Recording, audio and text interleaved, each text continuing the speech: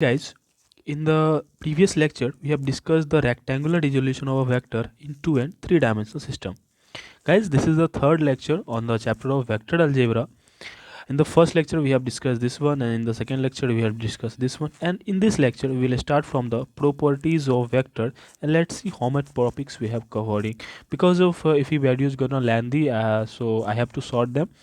सो देखते हैं कि इस लेक्चर में कितना हो पाता है. So first of all let's begin from the properties of vector. So go to the point. ये सब हमने देख लिया था, ये सब क्वेश्चन हमने देख लिया था. अब जो हमारा अगला टॉपिक है प्रॉपर्टीज ऑफ वेक्टर. सो पहले प्रॉपर्टी हम किसका देखेंगे, एडिशन का, कि वेक्टर में का जो एडिशन होता है उसके क्या क्या प्रॉपर्टीज़ होते हैं. तो पहला प्रॉपर्टी होता है वेक्टर प्रॉपर्टीज ऑफ वेक्टर्स के अंदर में जो हम एडिशन ऑफ वेक्टर पढ़ेंगे उसका जो एक प्रॉपर्टीज होता है ट्रायंगल लॉ ऑफ एडिशन. मतलब कि हम एक वेक्टर को ट्रायंगल ऑफ एडिशन के थ्रू भी हम क्या कर सकते हैं, ऐड कर सकते हैं. This is the properties of vector in the addition, कि अगर हम दो वेक्टर्स को ऐड करेंगे तो उसे हम ट्रायंगल लॉ लगा सकते हैं. सो ट्रायंगल लॉ होता क्या है कि if a two vectors are represented by two consecutive side of a triangle. जैसे यहाँ पे हमने एक ट्रायंगल बनाया है छोटा सा इजी. जैसे कि मान लो एक वेक्टर ये है और ये है. तो ये एक ट्रायंगल का दो साइड हो गया और ये कंसेक्यूटिव है. कंसेक्यूटिव कहने का मीन्स क्या है कि अगर एक वेक्टर इधर जा रहा है, सॉरी ये इधर, इसको मैं इरेज कर दूं, ये सही लाइन नहीं है. अगर एक वेक्टर इधर जा रहा है और ट्रायंगल में दो साइड तीन साइड होते हैं, तो ये वेक्टर इधर जा रहा है तो हमको इसके आगे इधर जाना चाहिए, ना कि इधर. तब हम इसमें ट्रायंगल लॉ लगाने के लिए तो हमको वेक्टर को रिवर्स करना होता है. तो कंसेक्यूटिव मीन्स यहाँ पे कहने का मतलब है कि अगर ये वेक्टर जा रहा है तो इस वेक्टर को किधर जाना पड़ेगा, ऊपर जाना पड़ेगा, नो कि उल्टा. अगर उल्टा जाएगा तो फिर हम उसमें नेगेटिव साइन लगा करके उल्टा करेंगे. दिस इज व्हाट, उसे सब्ट्रैक्शन में हम लोग देख लेंगे. सो अगर दो वेक्टर है और एक ट्रायंगल का एक कंसेक्यूटिव दो साइड है, sides of a triangle, then their sum is represented by the third side of triangle. इसका जो तीसरा साइड ये है ना, ये इसका क्या होगा, सम होगा, बट इन अपोजिट डायरेक्शन. अब देखो हमने जो ये इसमें को थोड़ा सा स्ट्रोक इरेजर लेते हैं.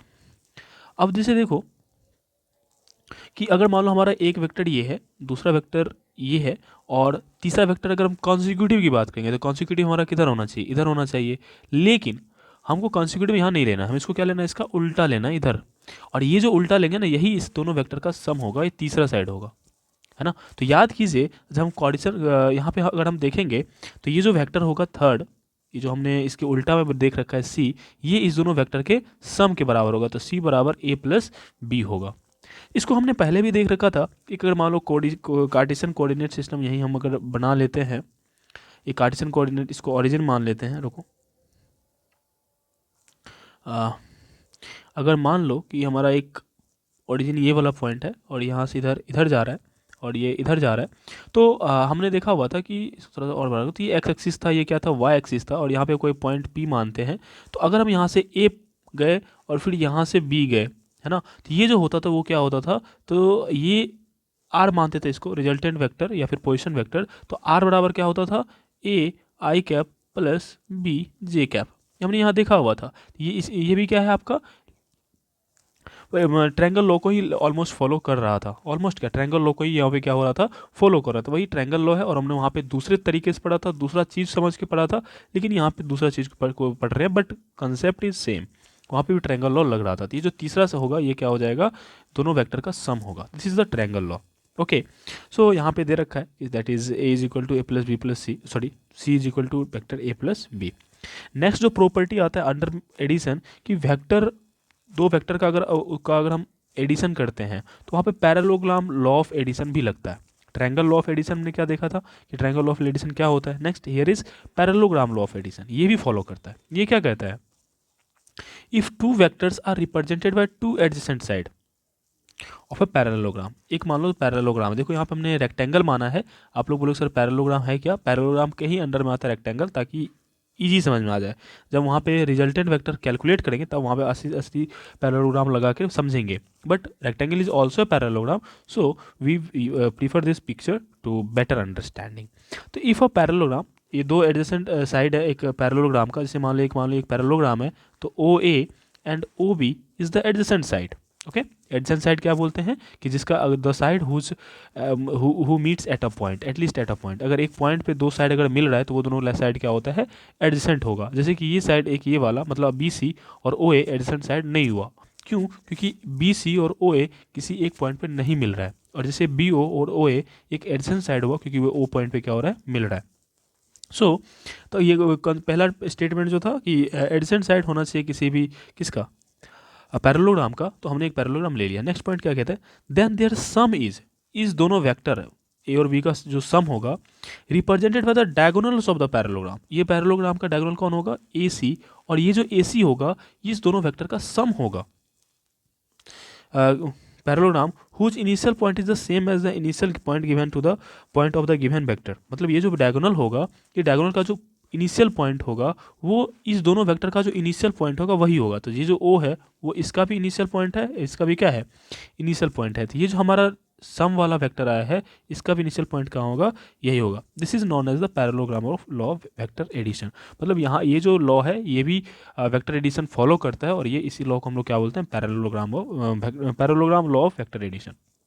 देखो कहीं ना कहीं ये ट्रायंगल लॉ ही है। देखो कैसे, इसका भी चिट्ठा खोलते हैं, बट है थोड़ा सा टर्म अलग कर दे, बट ये भी ट्रायंगल लॉ है। देखो O B and A C is equal, तो हम ये जो वेक्टर है इसको उठा करके यहाँ रख देते हैं, इस वेक्टर को उठा कर कहाँ रख देते हैं, यहाँ पे। तो उठा कर रखने में क्या होगा, एक थोड़ा सा हम यहाँ पे एरो दे देते हैं। ये जो है, अब देखो कि ये एक, और इस पोर्शन को काट दो, तो ओ ए सी, ट्रायंगल ओ ए सी, देखो ये एक वेक्टर है और ए सी एक वेक्टर है। तो o a and A C is the consecutive side. Consecutive side का मतलब बताया था हमने अभी जस्ट ऊपर कि क्या होना चाहिए, एक दूसरे के साइड डायरेक्शन में होना चाहिए। और ये जो तीसरा है ये इसके अपोजिट जा रहा है, इसके ये अपोजिट जा रहा है ना। अगर कॉन्सिक्यूटिव होता तो इसको इधर आना चाहिए था, लेकिन कॉन्सिक्यूटिव नहीं जा रहा है तो अपोजिट जा रहा है। तो ये जो वेक्टर था इसको अगर सी मानेंगे तो सी बराबर क्या होता था, ए प्लस बी, ऊपर पढ़े था ना, ये क्या था, ट्रायंगल लॉ था। वही ऑलमोस्ट ये भी क्या है, पैरेललोग्राम लॉ भी यही स्टेटमेंट है। ओके, सो ये भी एक ट्रायंगल लॉ ही है, बट ये अलग टर्म पैरेललोग्राम के टर्म हम इलेबोरेट किए हैं। This is what parallelogram, but concept is actually same. Okay, तो यहाँ पे क्या हो जाएगा, तो ए प्लस बी बराबर क्या हो जाएगा, c, where o c is the diagonal of the parallelogram. ये ओ सी क्या है, पैरेललोग्राम का डायगोनल होगा। तो ये थोड़ा सा इसमें पैरेललोग्राम इंट्रोड्यूस्ड हुआ है, पैरेललोग्राम में एक्स्ट्रा अनदर वेज हम इसको इलोबरेट किए, दैट्स इट। बट अगर हम ट्रायंगल लॉ लगाना चाहिए तो यहाँ पे भी हम लगा सकते हैं। ओके, तीसरा point is addition in a component form. What is addition in the component form? अगर मान लो कि the vectors are defined the terms of i j k, हमने बताया था आई जे के क्या होता है, i is the its of the direction of x axis, unit vector है, j is the unit vector of the y axis and k is the unit vector of z axis.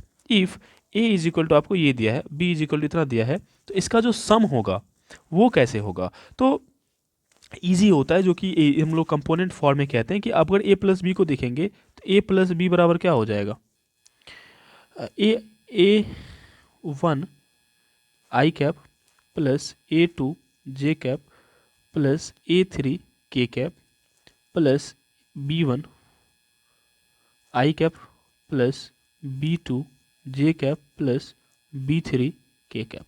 अब यहाँ से देखो same जो component होगा आई cap वाला उसको हम एक साइड लिख सकते हैं, ए one plus b one i cap plus, अब जे वाला सेम कंपोनेंट को हम एक साथ लिख सकते हैं, a two plus b two j cap plus, और तीसरा जो कंपोनेंट है a three plus b three k cap. तो यही हो गया हमारा component addition in component form. इसे हम एक कंपोनेंट फॉर्म में बोलते हैं, जो कि आपको यहाँ पे लिखा गया है। तो क्यों, क्योंकि सेम कंपोनेंट वाले को हम ऐसे लिख सकते हैं, दिस इज व्हाट, कि इसे हम कंपोनेंट फॉर्म में कह सकते हैं। तो ये भी लॉ फॉलो करता है कौन, हमारा वेक्टर। तीसरा, properties of vector addition. Vector addition के कुछ और यहाँ पे प्रॉपर्टीज हैं, क्या क्या, इसमें बाइनरी ऑपरेशन लगता है, मतलब कि दो वेक्टर को अगर जोड़ेंगे तो तीसरा भी वेक्टर ही होगा। दो वेक्टर को अगर ऐड करेंगे तो तीसरा उसका जो सम होगा वो भी वेक्टर होगा। जैसे कि मान लो एक तो वेक्टर ए और वेक्टर बी को हमने जोड़ा तो इसका जो सम आया ये भी एक प्रकार का है, वेक्टर ही है। नेक्स्ट आता है कम्यूटेटिव, मतलब कि अगर दो वेक्टर को जोड़ते हैं तो अगर उसका ऑर्डर चेंज कर देते तो वो भी क्या होता है, बराबर ही होता है। मतलब ए प्लस बी बराबर बी प्लस ए, इसे कम्यूटेटिव बोलते हैं। तो vector follow the commutative law. Next आता है एसोसिएटिव। एसोसिएटिव क्या होता है कि ए अगर तीन वेक्टर है और तीन वेक्टर में पहले बी प्लस सी को ऐड करके तब ए से ऐड करें या फिर पहले ए प्लस बी को ऐड करके तब सी से ऐड करें, बात बराबर ही होगा, है ना। तो ये कहीं ना कहीं कम्युनिटी लॉ ही है, but community law for 3 vectors, इसलिए इसे एसोसिएटिव लॉ बोलते हैं। नेक्स्ट आता है आइडेंटिटी। आइडेंटिटी मीन्स क्या होता है, जैसे कि मान लो 0 और +1 करेंगे तो वैल्यू कितना रहेगा 1, तो 0 is the additive identity, 0 is the additive identity. तो 0 यहाँ पे भी इसको ये फॉलो होता है। 0 vector is the identity for the addition for any vector. अगर हम किसी वेक्टर में ए ऐड कर, मान लो ए एक वेक्टर है, देखो यहाँ पे साइन नहीं दिया है तो इसका मतलब ये मत समझना कि स्केलर है। साइन अगर नहीं दिया है तो इसका मतलब ये नहीं समझना कि स्केलर है, बट समझो कि एक वेक्टर है, उसमें अगर 0 दे दे तो इसके बराबर यही होगा। 0 क्या हो जाएगा, आइडेंटिटी। जब अलजेब्रा पढ़ते हैं 5, 6, 7, 8 क्लास में, तो ये सब चीज़ देखते हैं हम लोग, मल्टीप्लिकेटिव आइडेंटिटी, एडिटिव आइडेंटिटी। तो एडिटिव आइडेंटिटी क्या होता है, 0 कि मीन्स इसमें कोई भी वैल्यू ऐड करो वही वैल्यू होता है, तो इसलिए इसे 0 को एडिटिव आइडेंटिटी बोलते हैं। मल्टीप्लिकेटिव आइडेंटिटी क्या होता है, अगर किसी भी नंबर में 1 से अगर मल्टीप्लाई कर दो तो वही रहता है, तो 1 क्या हो जाता है, मल्टीप्लिकेटिव आइडेंटिटी हो जाता है। तो 0 क्या हो जाता है, मल्टीप्लिकेटिव आइडेंटिटी। नेक्स्ट आता है एडिटिव इनवर्स। एडिटिव इनवर्स क्या होता है कि the number which is added to the given number that makes 0। अगर मान लो कोई हमको 5 दिया है, इसमें हम क्या जोड़ेंगे जिसका वैल्यू 0 आ जाए, तो ऑब्वियसली इसमें माइनस साइन लगा दो, ऐड कर दो तो 0 आ जाएगा। तो ये जो हमने जोड़ा है ना, इसे बोलते थे एडिटिव इनवर्स। क्या बोलते हैं, एडिटिव इनवर्स। तो यहाँ पे भी एडिटिव इनवर्स यहाँ पे भी फॉलो होता है। For any vector A, it's negative vector minus A exist such that A plus minus A is equal to 0, that is minus A is the additive inverse of the vector. तो जैसे हम लोग normally यहाँ पे हो रहा है, यहाँ पे भी ये लॉ फॉलो करते हैं। नेक्स्ट आता है सब्ट्रैक्शन ऑफ वेक्टर। देखो सब्ट्रैक्शन ऑफ वेक्टर और एडिशन ऑफ वेक्टर में कोई दिक्कत नहीं है। हमने यहाँ पे एडिशन के सभी लॉ फॉलो कर, एडिशन ऑफ वेक्टर को देखा। एडिशन ऑफ वेक्टर में हमने देखा था कि पैरेललोग्राम को भी फॉलो करता है, एडिटिव इन कंपोनेंट फॉर्म को भी अलाउ करता है, पैरेललोग्राम और फिर ट्रायंगल लॉ को भी अलाउ करता है। और उसके अगर एडिशन की कुछ प्रॉपर्टी देखें तो बाइनरी ऑपरेशन को भी फॉलो करता है, कम्युनिटिव को भी फॉलो करता है, एसोसिएटिव को भी फॉलो करता है, आइडेंटिटी भी होता है और इनवर्स भी होता है। नेक्स्ट आता है सब्ट्रैक्शन पे। सब्ट्रैक्शन क्या है, इसमें कोई बड़ी चीज़ नहीं है। देखो अगर मान लो कि एक वेक्टर ये है और दूसरा वेक्टर ये है, तो इसका अगर सम निकालते हैं, जैसे मान लो ये ए है और ये बी है, तो ये क्या होगा सी। तो सी बराबर क्या देखे थे, सी वेक्टर बराबर देखे थे वेक्टर ए प्लस वेक्टर बी।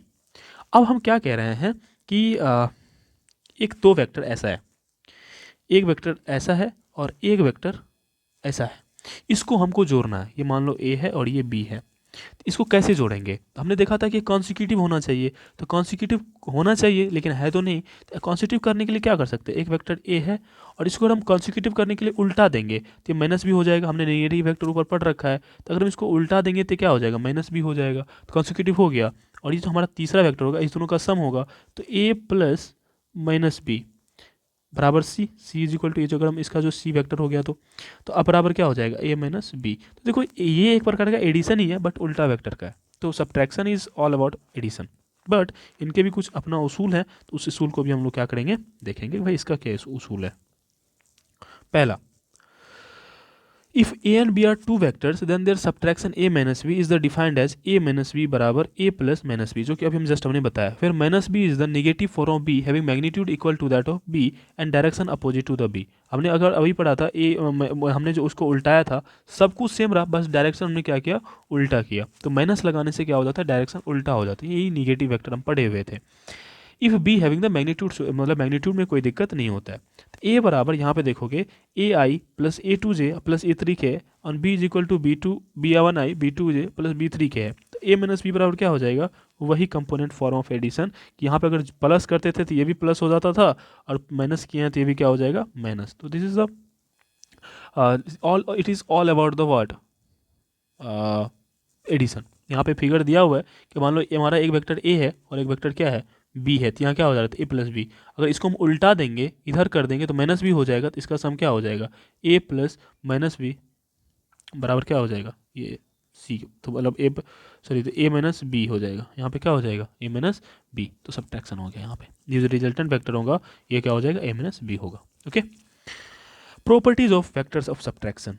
ये इसका सब प्रॉपर्टी जो होता है वेक्टर एडी सब्ट्रैक्शन का अलग होता था। पहले हमने देखा था कम्यूटेटिव प्रॉपर्टी, ऊपर हमने क्या पढ़ा है, कम्यूटेटिव प्रॉपर्टी। कम्यूटेटिव प्रॉपर्टी में क्या देखा था, a plus b is equal to b plus a, पर सब्ट्रैक्शन में ये नहीं लगता है। मतलब a minus b doesn't equal to b minus a, वही प्रॉपर्टी ये कह रहा है। सेकेंड प्रॉपर्टी, इसमें एसोसिएटिव प्रॉपर्टी पढ़े थे कि एसोसिएटिव लॉ को फॉलो करता है बट सब्ट्रैक्शन एसोसिएटिव प्रॉपर्टी को फॉलो नहीं करता है। a minus b minus c doesn't equal to a minus b minus C, that's it. Since any one, और यहाँ पे since any one side of a triangle is less than the sum of greater than the difference of the, देखो क्या कह रहा है ये drawing. अब देखो हमारे पास एक ट्रायंगल मान लेते हैं, ये रहा हमारा triangle, this is A, this is B and this is C. अब देखो हमारा जो है ये ट्रायंगल का हमने देखा था कि a plus B always equal to क्या होता, ऑलवेज सॉरी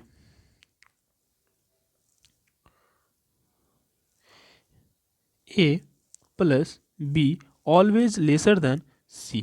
ये जो दो ये हमने मतलब प्रॉपर्टी ऑफ ट्रायंगल हमने देखा था कि sum of two side is will always the lesser than third side से क्या होगा, हमेशा लेस होगा, मतलब इन दोनों को जोड़ेंगे तो तीसरा, सॉरी आई अपोलोजाइज, बड़ा होगा।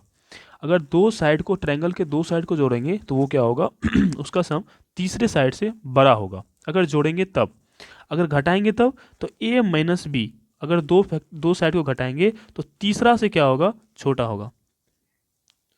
यहाँ पे उल्टा साइन लगेगा, तीसरा से क्या होगा, c से छोटा होगा। तो वही पॉइंट यही कह रहा है। यहाँ पे देखो हमने a प्लस बी, जैसे यहाँ पे मान लो इसको अलग तरीके से हटाना पड़ता है, वेट अ मोमेंट। अब जैसे देखो कि हमने एक वेक्टर एडिशन में देखा था कि ये अगर ऐसा है तो ये ऐसा होगा, अगर मान लो ये a है ये b है तो ये a प्लस बी होता था, गॉट इट, ऊपर देखा था। तो तीसरा साइड क्या है, a प्लस बी, तो ये जो a प्लस बी होगा a और b के सम से क्या होगा, हमेशा छोटा होगा। क्यों, हमने जस्ट पढ़ा था कि इसका लेंथ और इसका लेंथ, इस दोनों का सम इससे क्या होगा, हमेशा बड़ा होगा अगर जोड़ेंगे तब। तो ये जो तीसरा साइड है a प्लस बी, ये जो तीसरा साइड है a प्लस बी का मैग्नीट्यूड की बात कर रहा हूँ मैं, हमेशा मैग्नीट्यूड की ध्यान रखना। अभी वो जो होगा हमेशा इस पर्टिकुलर वेक्टर के मैग्नीट्यूड के सम से छोटा होगा, बराबर भी हो सकता है बट छोटा होगा, है ना। वही कह रहा है दूसरा प्रॉपर्टी, अगर इस दोनों को घटाएंगे तो इससे क्या होगा, बड़ा होगा, सॉरी इससे छोटा होगा। अगर घटाएंगे तब, जोड़ेंगे इस दोनों को, इसको और इसको जोड़ेंगे तो इससे बड़ा होगा, अगर इस दोनों को घटाएंगे तो इससे क्या होगा, छोटा होगा। तो ट्रायंगल हम लोग पढ़ रखे हैं, ये सब चीज़ होता है। Chapter C, third property, a minus B, ये जो a माइनस बी होगा हमेशा उस दोनों वेक्टर साइड के सम के बराबर होगा। अगर मान लो कि देखो ये भी तो एक प्रकार का एडिशन ही है। जैसे कि मान लो हमारे यही एग्जांपल लेते हैं ना, यहाँ जो फिगर बनाए, कितना बार बार फिगर बना के टाइम वेस्ट करेंगे क्या। अब देखो ये जो हमारा साइड है, ये साइड क्या है, a माइनस बी है। ये a माइनस बी जो है इसका और इसके मैग्नीट्यूड के सम से हमेशा क्या होगा, छोटा होगा, हमेशा क्या होगा, छोटा होगा। इसके और इसके मैग्नीट्यूड का जो सम होगा उससे ये साइड का मैग्नीट्यूड क्या होगा, छोटा होगा। एंड नेक्स्ट पॉइंट, अगर मैग्नीट्यूड, अगर इसका मैग्नीट्यूड देखेंगे और इसका मैग्नीट्यूड और इसका मैग्नीट्यूड को घटाएंगे तो हमेशा इससे क्या होगा, बड़ा होगा। Got it. So this is what, but I think there is no such any differences in these two, but almost are equal, but concept is different, so that's why we just introduced to you. Next आता है multiplication of vector. देखो ये ज़्यादा बड़ी चीज़ें नहीं है और नॉर्मल हम लोग बचपन से ही पढ़ते आए हैं कि 2+3 एंड 3+2, इसे कम्यूटेटिव प्रॉपर्टी कहते हैं, तो वहाँ पे भी कम्यूटेटिव प्रॉपर्टी होता है ना। तो ये सब चीज़ बड़ी चीज़ें नहीं है, बट है बहुत हर जगह छोटे छोटे क्वेश्चंस, कभी कभी क्वेश्चंस ऐसे आते हैं जो कि आपको अगर ये कंसेप्ट नहीं पता तो बनता ही नहीं है। नेक्स्ट आता है multiplication of vector by scalar. Scalar मतलब हो गया 5, 5, 4, 3, any number is a scalar number. If a is a vector and m is a scalar, कोई एक m एक स्केलर नंबर है, कुछ भी हो सकता है 3, 4, 5, that is a real number, यहाँ लिख भी दिए हैं। Then m a is a vector, अगर हम मान लो कि एक 5, 5 है और यहाँ पे 2 i कैप है, आई कैप मतलब क्या होगा, एक्सेस की तरफ है, तो इसको हम ऐड मल्टीप्लाई करेंगे तो इसका जो कुछ भी जो भी आएगा क्या आएगा, हम आगे देखेंगे, तो वो क्या होगा, एक वेक्टर ही होगा, वो क्या होगा, एक वेक्टर ही होगा। अब क्या कह रहा है, whose magnitude is m time vector whose magnitude is m times depth of a and whose direction is the same that of a। और ये जो अगर i कैप है इसको अगर मल्टीप्लाई करेंगे तो इसका मैग्नीट्यूड क्या हो जाएगा, उतना टाइम्स हो जाएगा, तो इसका मैग्नीट्यूड क्या हो जाएगा, 10 हो जाएगा, है ना। बट उसका जो डायरेक्शन होगा वही रहेगा, गॉट इट। अगर हम किसी भी स्केलर को वेक्टर से मल्टीप्लाई करते हैं तो उसके मैग्नीट्यूड उतना टाइम से बढ़ जाएगा बट डायरेक्शन वही रहेगा। तो अगर हमने इस वेक्टर को 5 से मल्टीप्लाई किया तो इसका मैग्नीट्यूड 2 जो है वो 5 टाइम्स बढ़ जाएगा। तो 5 टाइम्स बढ़ने का मतलब 10 हो गया और डायरेक्शन आई कैप था तो आई कैप ही रहेगा, यही कहने का मतलब है। If m is the positive and opposite to that of a if m is negative. अगर ये कह रहा है कि अगर हम निगेटिव नंबर से मल्टीप्लाई कर देंगे तब क्या होगा, ये तो पॉजिटिव की बात करें, तो अगर नेगेटिव नंबर से मल्टीप्लाई कर देंगे तो डायरेक्शन क्या हो जाएगा, उल्टा हो जाएगा। डायरेक्शन क्या हो जाएगा, उल्टा। जैसे कि मान लो कि हमने जब कार्टेशियन सिस्टम बनाते थे, ओरिजिन होता था तो ये प्लस एक्स, ये क्या हो जाता था, माइनस में आ जाता था। तो अगर मान लो कोई वेक्टर ए है जो कि पॉजिटिव एक्स एक्सिस की तरफ है, अगर इसमें -5 से मल्टीप्लाई कर दिया तो नेगेटिव डायरेक्शन में हो जाएगा। बस डायरेक्शन उल्टा होगा बट मैग्नीट्यूड हमेशा सेम रहेगा। बट प्लस माइनस करने से मैग्नीट्यूड में कोई इंपैक्ट नहीं आता, बस डायरेक्शन क्या हो जाती है, चेंज हो जाती है। तो अगर m एक पॉजिटिव इंटीजर है तो पॉजिटिव इंटीजर क्या हो जाएगा, तो एम ए हो जाएगा। अगर नेगेटिव हो जाएगा तो माइनस से मल्टीप्लाई करेंगे तो क्या हो जाएगा, माइनस एम ए हो जाएगा। लेकिन इसका मैग्नीट्यूड जो होगा वो हमेशा क्या होगा, सेम ही होगा। कोई दिक्कत? आई होप आपको ये क्लियर होगी। अच्छा, ये जो टॉपिक है ये थोड़ा सा और भी चीज़ से करता है, बताता है कि कैसे बताता है सर, वो देख लो। अगर मान लो इस हमने 5 को i से मल्टीप्लाई किया, 5 को 2i से क्या किया था, मल्टीप्लाई किया था, तो जब इसको मल्टीप्लाई करेंगे तो 10i आएगा। इसका जब मैग्नीट्यूड निकालोगे तो क्या हो जाएगा, 10 ही होगा। अगर 5 इंटू 2i किए, पहले इसका मैग्नीट्यूड निकालो तो 2 ही होगा, तो 5 इंटू 2 करेंगे तो 10 ही होगा। तो वही कंसेप्ट कह रहा है कि अगर हम पहले मल्टीप्लाई करके मैग्नीट्यूड निकाले या फिर पहले मैग्नीट्यूड निकाल के मल्टीप्लाई करेंगे, दोनों क्या होगा, सेम ही होगा। अगेन इफ एग्जाम्पल दिया यहाँ पे, एक कोई वेक्टर है जो a1i plus a2j plus a3 के है और उसमें m से मल्टीप्लाई करिए तो क्या हो जाएगा, m a1i plus m a2j plus m a3 के। तो सिंपल सा m मल्टीप्लाई कर देना स्केलर से, that's it. Next, properties of multiplication of vector by scalar, मतलब एक स्केलर से नंबर से अगर वेक्टर को मल्टीप्लाई करते हैं तो वहाँ पे क्या क्या चीज़ें देखने को मिलती है। पहला वैल्यू, अगर मान लो नेगेटिव डायरेक्शन कोई वैल्यू नेगेटिव वेक्टर है उसमें अगर मान लो स्केलर से मल्टीप्लाई कर दो, या फिर अगर कोई नेगेटिव वैल्यू है उसको अगर कोई पॉजिटिव वेक्टर से मल्टीप्लाई कर दो, दोनों का वैल्यू क्या आएंगे, सेम ही आएंगे, माइनस एम ही आएगा। अगर कोई m है उसमें n टाइम्स a ऑलरेडी है, मतलब एक वेक्टर है, मान लो एक वेक्टर है, ठीक है, ये 2 टाइम्स ऑलरेडी है, इसमें अगर हम 5 से मल्टीप्लाई करेंगे तो क्या हो जाएगा, 10 एक f हो जाएगा। इसका अलग मैग्नीट्यूड होगा, इसका ये अलग स्केलर है, ये अलग स्केलर है। तो अगर ऑलरेडी ये मल्टीप्लाई है उसमें ये एक्स्ट्रा स्केलर से मल्टीप्लाई कर देंगे तो भी कोई वैल्यू दिक्कत नहीं है, इस दोनों को मल्टीप्लाई करके वेक्टर लिख दो, दैट्स इट। अगर दो वेक्टर को सम करके मल्टीप्लाई करते तो ये डिस्ट्रीब्यूटिव प्रॉपर्टी कहलाता है, ये डिस्ट्रीब्यूटिव प्रॉपर्टी को फॉलो करता है। पहले m को a से मल्टीप्लाई कर दो, m को b से मल्टीप्लाई कर लो। कीप इन द माइंड हमेशा ये जो ए बी है ये आपका वेक्टर है, ये क्या है, आपका वेक्टर है ना। अगर हम यहाँ पे माइनस एम माइनस ए करेंगे तो माइनस माइनस जैसे हम नॉर्मल पॉजिटिव करते हैं तो ऐसे ही पॉजिटिव हो जाएगा। अगर दो नंबर है उस दोनों को जोड़ के मल्टीप्लाई करो या फिर पहले मल्टीप्लाई करके ऐड कर दो, कोई दिक्कत नहीं है। जैसे कि मान लो कि 5 प्लस 2 आई कैफ है तो क्या हो जाएगा, 7 आई कैप हो जाएगा। या फिर आप 5 प्लस 2 आई कैप है तो इसको 5 आई कैप प्लस 2 आई कैप, तो हमने अभी देखा था कि 5 प्लस 2 आई कैप होता था ऊपर जब एडिशन पढ़े थे, तो 7 आई कैप। आप ऐसे जोड़ के डायरेक्ट मल्टीप्लाई कर दो या फिर ऐसे तोड़ के डायरेक्ट को, बात आपको क्या आएंगे, बराबर ही आएंगे। नेक्स्ट आता है topic resultant of a vector. Next क्या आ जाता है, रिजल्टेंट ऑफ अ वेक्टर वो क्या होता है। देखो वही पैरेललोग्राम था, पैरेललोग्राम हमने ये देखा था कि एक कोई मान लो कि पैरेललोग्राम में देखा था कि जैसे मान लो एक कोई वेक्टर q है, एक वेक्टर क्या है p है, इस दोनों के एंगल मान लो थीटा है। तो अगर इसका हम एक पैरेललोग्राम फॉर्म करें, इसका पैरेललोग्राम हमने यहाँ पे फॉर्म कर दिया तो इसका जो क्या कहते हैं, हमने पढ़ा था कि इसका जो रिजल्ट डायगोनल होता है वही इसका क्या होता है, रिजल्टेंट होता है, या फिर इसके सम के बराबर होता है। तो सम के बराबर आता है तो उसका मैग्नीट्यूड कितना होगा, उसका मैग्नीट्यूड कितना होगा वो कैलकुलेट करने हमको आना चाहिए। तो सिंपल सा फंडा है, विल डू दिस। अब जैसे देखो कैसे करेंगे, हमको ये r का ना मैग्नीट्यूड चाहिए, हमको क्या चाहिए, r का मैग्नीट्यूड चाहिए। तो पैरेललोग्राम लॉ से हमको ये पता है कि r इज इक्वल टू क्या होगा, p प्लस क्यू, है ना, कोई दिक्कत नहीं है। तो r बराबर क्या फॉर्मूला होता है, r बराबर होता है P square plus Q square plus 2pq cos theta. ये कहाँ से आया इसको हम डिस्कस करते हैं। अब देखो अब देखो अब देखो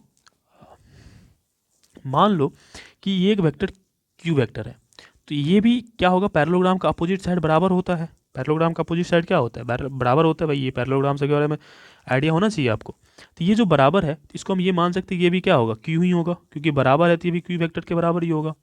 नहीं, तो जब ये क्यू वेक्टर के बराबर होगा तो हमने पढ़ा था कि पहले कि जब एक वेक्टर है उसके दो कंपोनेंट होते हैं।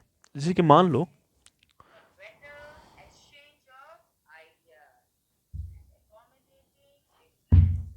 Wait please, there is a disturbance beside. तो ये क्यों ही होगा।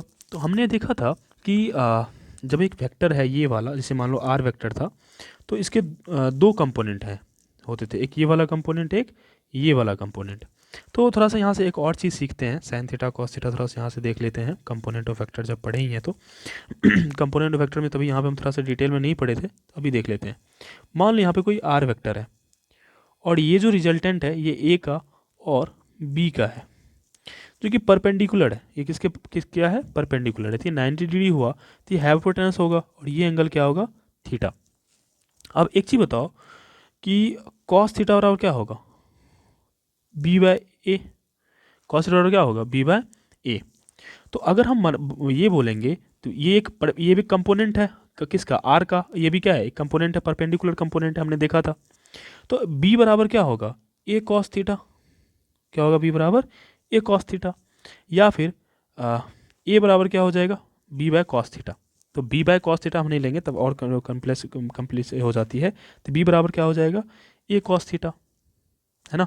अब देखो अगर हम यहाँ पे ये एंगल क्या कहते हैं, अब आपको साइन थीटा लेते हैं, क्या लेते हैं अब यहाँ पे, साइन थीटा। तो साइन थीटा बराबर क्या होता है, पी बाय एच। तो पी यहाँ पे क्या है, बी, और एच क्या होगा, ए, सॉरी आर। एक सेकेंड एक सेकेंड एक सेकेंड एक सेकेंड एक सेकेंड, आई अपोलोजाइज, यहाँ पे ए नहीं होगा, एच होगा, हमने टेन थीटा ले लिया है। उप्स, देखो अब यहाँ पे क्या है कि अगर हम कॉस थीटा लेंगे तो कॉस थीटा बराबर क्या हो जाएगा, बी बाय आर, है ना। तो हमको बी निकालना है, तो बी बराबर क्या हो जाएगा, आर कॉस थीटा। ये वाई कंपोनेंट होता है, ये वाला कौन था, वाई वाला कंपोनेंट। तो वाई वाला कंपोनेंट क्या हो जाएगा, बी बराबर आर कॉस थीटा। अगर हम साइन थीटा लिखते हैं तो साइन थीटा बराबर क्या हो जाएगा, a by cos theta b by h होता है ना, तो ए होगा ना, तो a cos theta. Oops, cos theta बराबर क्या होता है, बी बाय एच। तो बी क्या है यहाँ पे, ए है, मतलब बेस है, और आर क्या है, एच क्या है, आर। तो ए यहाँ पे ए ऑलरेडी आ जाएगा कॉस थीटा, यहाँ क्योंकि यहाँ क्रॉस मल्टीप्लिकेशन होगा तो यहाँ पे ए आएगा, तो ए बराबर क्या हो जाएगा, उल्टा हो गया थोड़ा सा। देखो इसको ए बी लेने में ही दिक्कत कर दी हम, पहले ही हमको लेना चाहिए इसको, ये वाई कंपोनेंट था वाई और इसको एक्स कंपोनेंट होता था। अब देखो कॉस थीटा बराबर क्या होता है, बी बाय एच। तो बी क्या है यहाँ पे, एक्स, और एच क्या है, आर। तो अगर हमको एक्स निकालना है तो एक्स बराबर क्या होगा, आर कॉस थीटा, है ना। अब देखो हम यहाँ से साइन थीटा निकालते, साइन थीटा बराबर क्या होगा, पी बाय एच। तो पी यहाँ पे क्या है, वाई, और एच क्या है, आर। तो वाई बराबर क्या हो जाएगा, आर साइन थीटा। तो यहाँ से हम दो चीज़ें देखते हैं कि जो वेक्टर एक आर है, इसका जो दो कंपोनेंट, एक ये टूट रहा है और ये जो वाला जो कंपोनेंट है उसको हम यहाँ पे ले सकते हैं। तो ये जो दो कंपोनेंट, एक ये वाला है, दोनों सेम ही होगा। तो ये कंपोनेंट क्या होता था, आर कॉस थीटा। ये वाला कंपोनेंट क्या होता था, आर कॉस थीटा, और ये वाला कंपोनेंट क्या है, आर साइन थीटा। अब देखो यहाँ पे जो Q है, तो Q का दो कंपोनेंट उठेगा, एक कंपोनेंट ये होगा जिसे हम लोग क्या बोल देंगे, Q cos थीटा, और एक ये वाला कंपोनेंट से क्या बोल देंगे, Q sin थीटा। तो ये और ये बराबर ही होगा, तो इसको भी हम क्या बोल सकते हैं, Q sin थीटा। कोई दिक्कत, हमको क्या निकालना था, ये R। तो अब देखो ये आपको एक पर पैथागोरस आ गया, ये वाला, ये पूरा जो हम जहाँ पे अभी कलर उस ये कर रहे हैं। तो ये क्या हो जाएगा, सॉरी राइट एंगल ट्रायंगल होगा, यहाँ पे हम पैथागोरस लगाएंगे। तो आर वेक्टर बराबर क्या हो जाएगा, आर का स्क्वायर बराबर क्या हो जाएगा, इसका स्क्वायर प्लस इसका स्क्वायर। तो ये क्या है, क्यू साइन थीटा, ये क्या है, क्यू साइन थीटा, प्लस ये क्या हो जाएगा, ये पहले से पी था और Q cos theta extra add हुआ, तो P plus Q cos theta का स्क्वायर। कोई दिक्कत, तो मैग्नीट्यूड ऑफ आर क्या हो जाएगा, क्यू साइन थीटा। तो क्यू साइन थीटा प्लस हम ये जानते हैं ए प्लस बी होल स्क्वायर से, तो क्या हो जाएगा, P square plus Q square cos theta plus two P Q cos theta हो जाएगा, क्योंकि टू ए बी होता है तो two P Q cos theta. तो हम आर वेक्टर बराबर लिए लिख सकते हैं, तो Q sine theta, sorry Q square हो जाएगा साइन स्क्वायर थीटा, क्योंकि square, sorry sorry sorry sorry sorry, इसका स्क्वायर होगा ना, ये साइड का स्क्वायर का सम होता है ना, तो ये भी स्क्वायर होगा, तो क्यू स्क्वायर, तो यहाँ से क्या हो जाएगा, क्यू कॉमन आ जाएगा, क्यू स्क्वायर कॉमन आ जाएगा, तो क्या हो जाएगा sine square theta plus cos square theta plus 2 PQ cos theta, 2 PQ cos theta. And यहाँ पे एक पी स्क्वायर था, तो पी स्क्वायर यहाँ पे ऐड कर दो, तो यहाँ से आर वेक्टर बराबर क्या आ जाएगा, देखो sine square theta plus cos square theta क्या होगा 1, तो 1 से मल्टीप्लाई करेंगे क्या होगा, क्यू स्क्वायर यहाँ पे स्क्वायर होगा plus P square plus 2 PQ cos theta. अब आर स्क्वायर जब हटाओगे तो आपको ये आ जाएगा P square plus Q square plus 2 PQ cos theta. ये इसका क्या हो गया, प्रॉपर प्रूफ हो गया। आप प्रूफ का स्क्रीनशॉट ले सकते हो या खुद से प्रूफ कर लो, सिंपल सा, कोई नहीं है, जस्ट यहाँ पे कंपोनेंट बनाना है और एक इसको राइट एंगल ट्रायंगल बनाना है, दैट्स इट, और फॉर्मूला लगा देना पाइथागोरस का।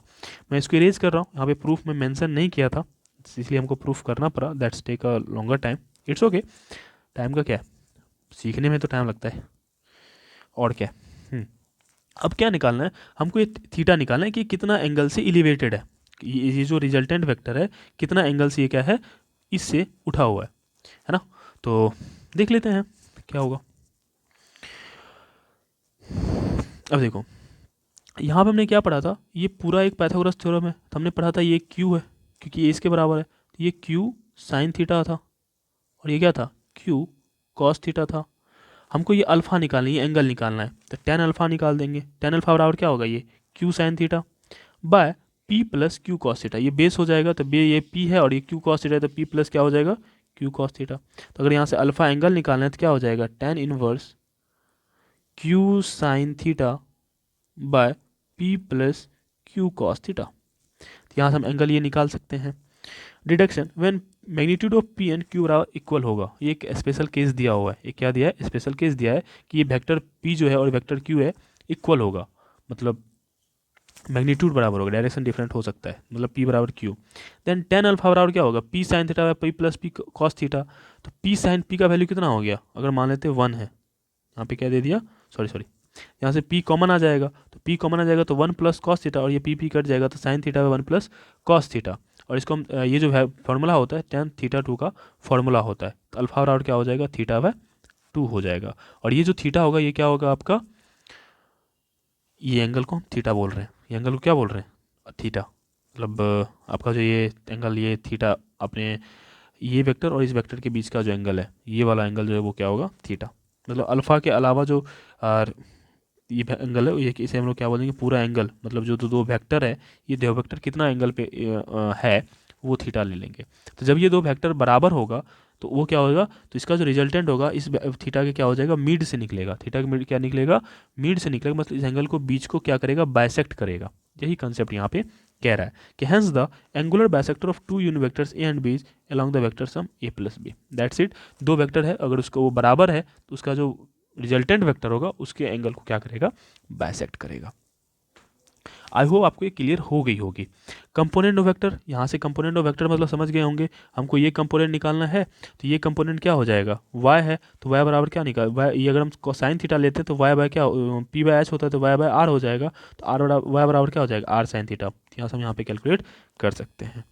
नेक्स्ट आता है इंटरनल बाइसेक्टर और एक्सटर्नल बाइसेक्टर। देखो वहाँ पे जब हम दो बाइसेक्टर पढ़ ही लिए हैं, तो इंटरनल बाइसेक्टर और एक्सटर्नल बाइसेक्टर पढ़ने में क्या ही जाता है। मान लो एक दो वेक्टर है एक ए वेक्टर है और ये एक वे वेक्टर है, ये कोई वेक्टर जो इसको क्या कर रहा है, बाइसेक्ट कर रहा है, तो ये जो बाइसेक्टर होगा इसके वेक्टर के सम के बराबर होगा, है ना, इसे बोल देते हैं इंटरनल बाइसेक्टर। क्या होगा, इंटरनल बाइसेक्टर। तो वही कह रहा है the internal bisector of angle between any two vector is along the vector some of the corresponding unit vectors. अगर मान लो कि दो वेक्टर है, एक ये वेक्टर ए है और एक वेक्टर बी है, तो इसका जो एंगल बाइसेक्टर ये होगा, है ना, कोई दिक्कत, इंटरनल बाइसेक्टर एंगल किसी भी हो सकता है, बाइसेक्टर है तो। अब ये जो बाइसेक्टर होगा ना, इसका जो सम होगा, इसका सम किधर होगा, इसी डायरेक्शन में होगा जिस डायरेक्शन में इसका बाइसेक्टर होगा। अगेन सुनो, ये एक वेक्टर है और ये एक वेक्टर है, इसका सम किधर होगा, इधर होगा। क्यों, क्योंकि हम मान लेते हैं कि एक पैरेललोग्राम है, मान लेते हैं ये क्या है, पैरेललोग्राम, तो इसका सम किधर होगा, इधर ही होगा। और इस एंगल का जो बाइसेक्टर होगा वो भी किधर होगा, इधर ही होगा। तो यही कह रहा है कि इसका जो बाइसेक्टर होगा ना, इसके सम के अलोंग होगा, सम के क्या होंगे, along हो गया, along the sum vector sum of the corresponding unit vector, उस यूनिट वेक्टर के along के सम के along होगा, मतलब उसी डायरेक्शन में होगा। नेक्स्ट है the external bisector of angle between two vector is along the vector difference of the corresponding unit. अब देखो ये जो एक्सटर्नल बाइसेक्टर है, मतलब ये एंगल है, एंगल का बाइसेक्टर ये होगा, ठीक, किस डायरेक्शन में होगा, जिस डायरेक्शन में आपका इसका डिफरेंस जाएगा। इसका डिफरेंस कैसे, जैसे मान लो वेक्टर ए है, इधर क्या हो जाएगा -a, अब इस दोनों का जो सम होगा ये इधर होगा, इस दोनों का सम, अब ये b है और ये -a, तो अगर b और a को -a को सम करेंगे तो b -a ही आएगा ना, तो डिफरेंस ही हुआ ना, तो इसका जो डिफरेंस होगा वो भी इसी डायरेक्शन में जाएगा जिस दिशा में ये बाइसेक्टर जा रहा है। तो वही कह रहा है the angle bisector of the angle between two vector is along the vector difference of the corresponding unit vectors. इस दोनों का वेक्टर का जो डिफरेंस होगा जिस डायरेक्शन में जाएगा उसी डायरेक्शन में इस एंगल का बाइसेक्टर जाएगा। तो दो फैक्ट यहाँ पे इंटरनल बाइसेक्टर और एक्सटर्नल बाइसेक्टर को हमने देखा। यहाँ पे कुछ क्वेश्चंस हैं, देखते हैं कितने क्वेश्चंस हैं, ऑलमोस्ट 5-6 हैं। नेक्स्ट आता है पोजीशन वेक्टर, तो हम पोजीशन वेक्टर को क्या करेंगे नेक्स्ट लेक्चर में कवर करेंगे। यहाँ पे हमने क्या देखा, रिजल्टेंट ऑफ वेक्टर पढ़ा, फिर addition of vector, properties of addition, multiplication, बहुत सारी चीज़ें देखा। अगर आपको कोई चीज़ समझ में नहीं आती है तो यू मे कमेंट बिलो, मैं उसका आंसर जरूर दूंगा।